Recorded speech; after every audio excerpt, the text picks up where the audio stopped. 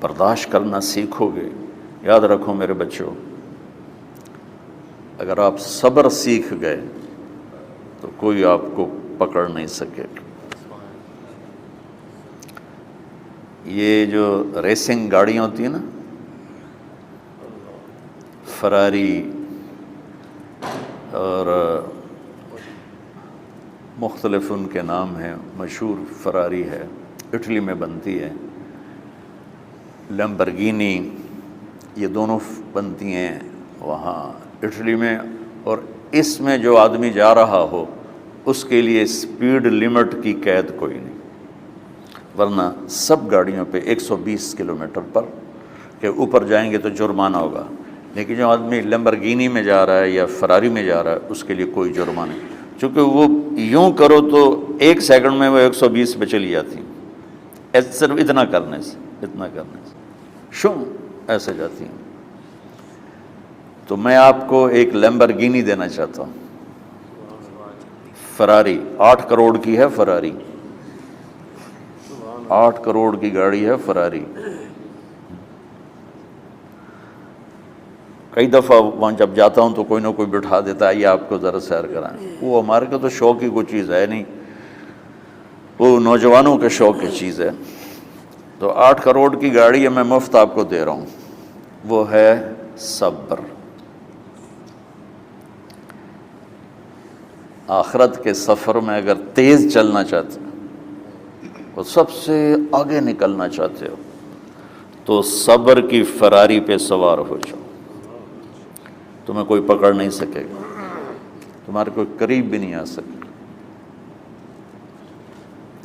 کہ دنیا میں صبر کرنے والوں کا قحط آ گیا ہے. بڑے بڑے علماء ہیں اخلاق سے خالی، بڑے بڑے علماء ہیں صبر جانتے ہی نہیں. اور پورا معاشرہ سر علماء، تم کل کے علماء ہو اس لیے علماء کی بات کر رہا ہوں، ورنہ پورا معاشرہ میرے بچوں صبر سے خالی ہے. تم سیکھو.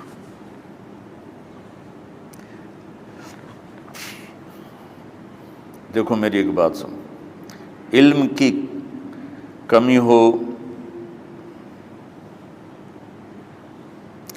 تو اچھے اخلاق اس کو چھپا دیتے ہیں،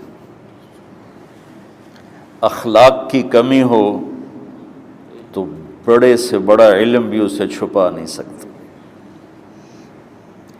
سارے عیب ہوں اور اخلاق اچھے ہوں تو اخلاق وہ چادر ہے جس میں سارے عیب چھپ جائیں گے. اور ساری صفتیں ہوں اور بد اخلاق ہو تو ہر صفت کو بد اخلاقی چھپا دے گی. میرے نبی نے نماز لمبی پڑھی، اللہ نے روک دیا، کہا نہیں چاہیے. ما انزلنا علیک القرآن لتشقی، مختصر نماز پڑھیں، درمیانی نماز پڑھیں. پیسہ سارا خرچ کر دے، اللہ نے روک دیا. ولا تبسطھا کل البسط، میرے نبی سارا خرچ نہ کرو، کچھ بچا کے بھی رکھو. تبلیغ میں اپنی جان کھپائی، اللہ نے اس سے بھی روک دیا. فلا تذهب نفسک علیہم حسرات، تبلیغ کرو خود نہ مر جاؤ. تبلیغ کتنا بڑا عمل ہے، اللہ نے کہا اعتدال. نماز کتنا بڑا عمل ہے، اللہ نے کہا درمیانہ ہاتھ رکھو. مال خرچ کرنا کتنا بڑا عمل ہے، اللہ نے کہا درمیانہ ہاتھ رکھو. جب میرے نبی میں نے اخلاق میں بلند پرواز دکھائی تو اللہ نے کہا شاباش انک لعلی خلق عظیم. میرا نبی میں آپ کو شاباش دیتا ہوں، آپ کے اخلاق بڑے عالی شان ہیں. یہ نہیں کہا کہ اتنے بھی ذرا تھوڑا اکھ بھی کھائی کر، کوئی کوڑا ہویا کر. تو تم مولوی بڑے غسیلے ہوتے ہو. تم میرے بچے بیٹھو نا، اس لیے بات کر رہا ہوں. صبر نام کی شے ہی نہیں ہوتی. فقہ پڑھنا تو ہماری مت ماری جاتی. قرآن کو بھی فقہ کے انداز میں پڑھتے ہیں، حدیث کو بھی فقہ کے انداز میں پڑھتے ہیں. بخاری سے زیادہ امام بخاری پڑھاتے ہیں. ترجمۃ الباب پہ اتنا وقت لگا دیتے ہیں کہ حدیث جو اصل چیز ہے اس کی طرف توجہ نہیں جاتی۔ امام بخاری کی کتاب کا مقدمہ کوئی نہیں، تو اس پر جب بخاری شروع ہوتی ہے تو ہفتہ ہفتہ اس پہ سبق چلتا ہے کہ امام بخاری نے مقدمہ کیوں نہیں لکھا، جی میں سارے مل کے یعنی امام صاحب نے تو گلاں کی جان۔ میں اس کا اتنا آسان 1 منٹ میں اس سارے سبق کو ختم کر دیتا ہوں بخاری شریف کے، کہ دیکھو بھائی امام صاحب کا دل نہیں کیا مقدمہ لکھنے کو، اس لیے انہوں نے نہیں لکھا، گل مک۔ ایک حدیث کے عنوان اور حدیث میں جوڑ نہیں تھا، تو شیخ رمزی بہت بڑے فاضل آدمی ہمارے فیصل آباد، میں نے کہا شیخ یہ جوڑ کوئی نہیں، کہا شیخ ھذا من اصعب ابواب البخاری، یہ بخاری شریف کے مشکل ترین ابواب میں سے۔ میں نے کہا تو بڑا آسان کام ہے، امام بخاری بھول گئے، ترجمہ کوئی اور تھا، حدیث کوئی اور لکھ دی، بھول گئے، بشر ہی تو ہیں، کیوں بچوں نے مصیبت پان دیا۔ تو بچوں شوق سے جاؤ، بہانے نہ کرو، ہماری ذرا تھوک ڈال کے پیٹوں میں درد، وہ شامہ پہ جاؤں گیا پھر توڑیاں، ٹھیک ہے نا۔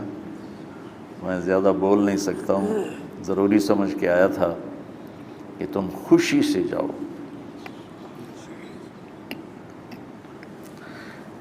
پھر اس میں جو ناگواری آئے گی اسے برداشت کرو گے تو پھر آپ کا صبر بڑھے گا۔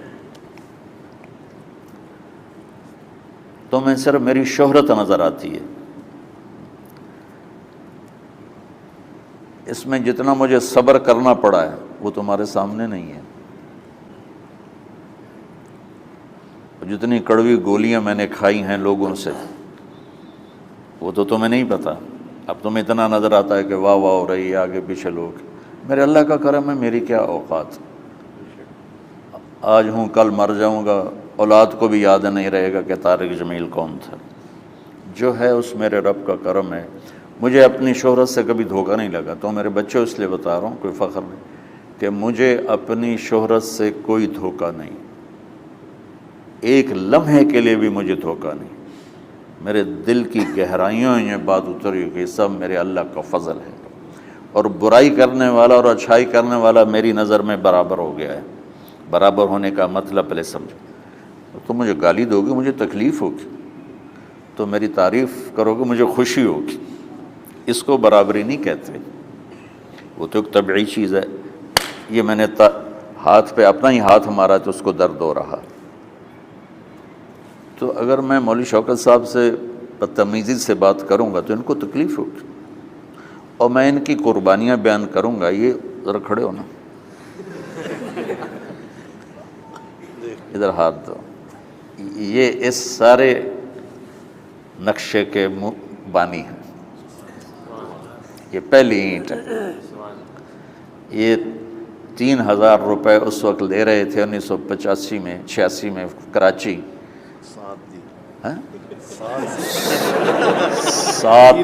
7,000 ان کی تنخواہ تھی، اور میں نے ان کو تلمبے میں بلایا 900 روپے مہینے پر۔ کتنا فرق ہے 7,000 اور 900 کا؟